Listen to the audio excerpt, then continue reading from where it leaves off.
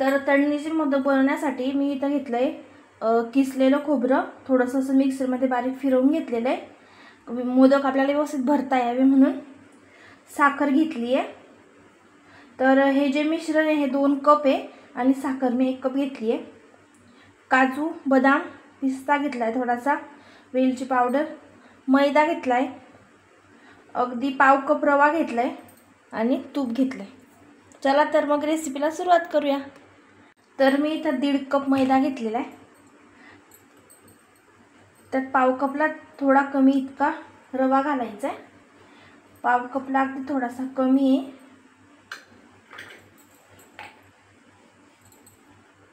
चवीपुरतं मीठ आणि हे जे तूप घेतलंय आपण हे तूप घालायचं।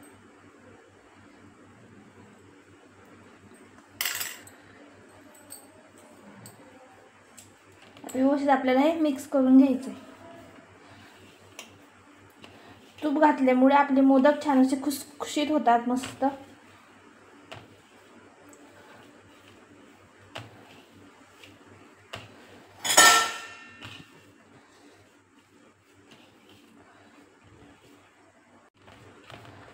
आता आपण थोडं थोडं पाणी घालून मिश्रण भिजवून घेऊ। तर आपल्याला अगदी घट्टसर हा गोळा भिजवायचा आहे, पातळ भिजवायचा नाही अजिबातच।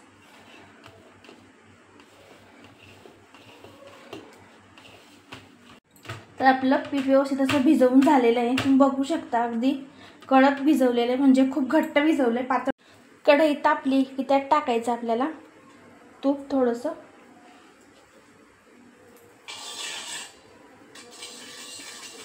अगदी कमी गॅस ठेवायचा। त्यात टाकायचे आपल्याला हे ड्रायफ्रुट्स, काजू, बदाम आणि पिस्ता।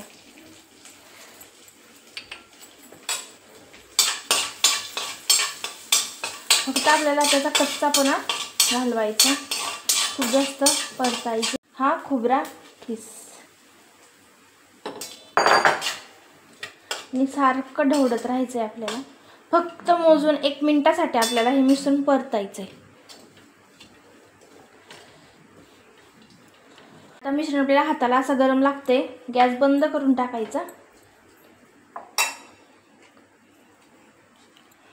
गॅस बंद केलाय आणि त्यानंतर यात घालायची ही पिठी साखर। साखर घातल्यानंतर वेलची पूड।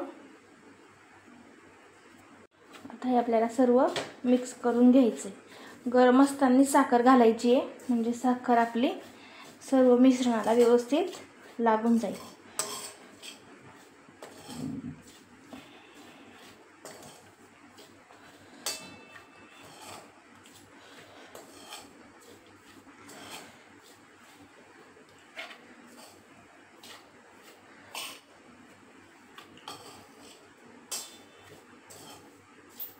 तर मी काय केलं,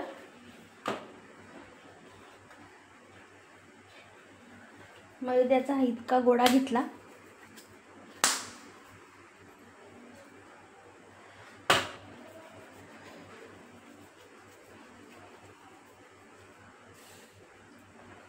थोडासा अगदी बुडवून घेतला आणि आपल्याला चपाती सारखं लाटून घ्यायचं।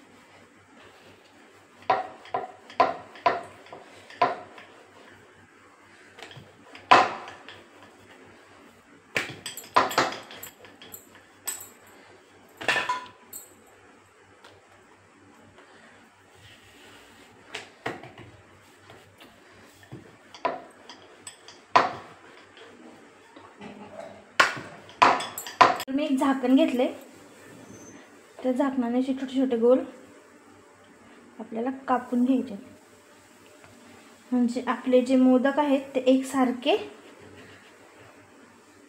एकसारख्या मापाचे बनतील।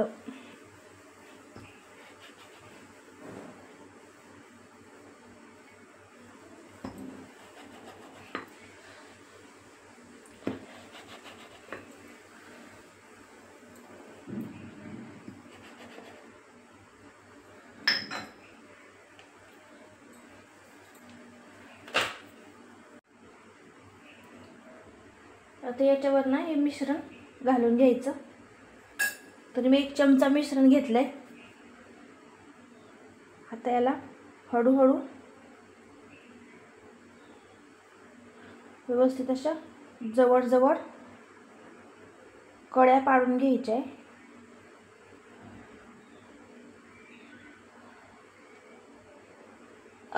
आणि हे असं ज्या कड्या आपण पाडल्या आहेत ह्या अशा जवळ करून घ्यायच्या.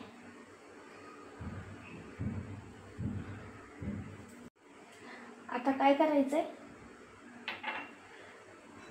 थोडंसं पाणी इथं असं लावायचंय. म्हणजे काय होईल, आपले मोदकाच्या ज्या कड्या आहेत त्या तेलात गेल्यावर हे जे आपण तोंड बंद करतोय मोदकचं ते उकलणार नाही.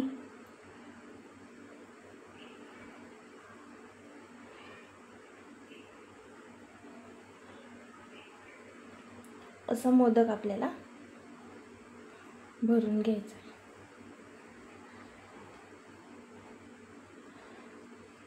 तेल मध्यम तापलेलं आहे. आता आपण जे मोदक केले होते ते यात सोडून घ्यायचे.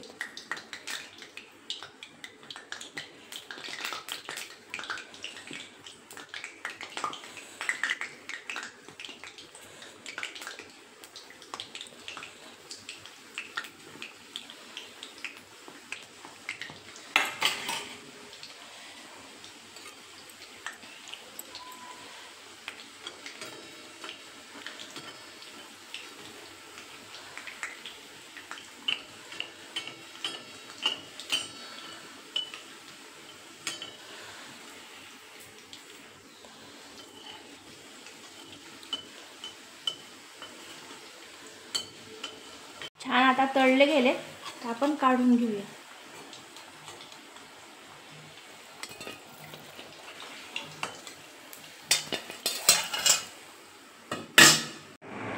तयार झाले आपले मस्त असे तळणीचे मोदक. अगदी 8 ते 10 दिवस व्यवस्थित टिकतात. जर तुम्हाला माझी आजची रेसिपी आवडली असेल तर प्लीज लाईक करा, शेअर करा आणि सबस्क्राईब करा.